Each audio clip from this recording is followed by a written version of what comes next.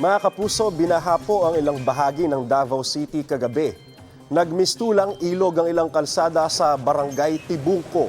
Halos pasukin na nga ng tubig ang mga tricycle at ilang kotse. Dahil dyan, naging mabagal po ang daloy ng trapiko. Ilang commuter pa nga ang sumuong na lang sa baha para makuwi.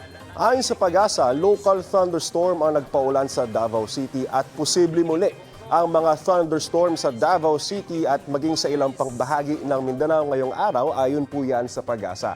Sa Caraga Region naman po at sa Southern Leyte ay shade line po ang magpapaulan at patuloy namang nagpapalamig ang hangin amihan kasama na po ang Metro Manila sa Luzon at sa ilang panig ng Visayas. Base po sa rainfall forecast sa Metro Weather, posible na po ang light to moderate rains ngayong umaga pa lamang sa ilang bahagi ng Cagayan Valley Region, ng Cordillera, Aurora, Quezon Province, Mimaropa Region, Visayas at ng Mindanao. Pagsapit po ng hapon o gabi ay uulanin na rin ang ilang pang bahagi ng ating bansa. Maging alert po mga puso sa heavy rains na maaaring magdulot ng baha o kaya naman ng landslide. Paalala po, stay safe and stay updated. Ako po si Anjo Pertiera. Know the weather before you go. Para Mark Safe lagi, mga kapuso. Kapuso, huwag magpapahuli sa latest news and updates. Maging una ka sa balita at mag-subscribe sa YouTube channel ng GMA Integrated News.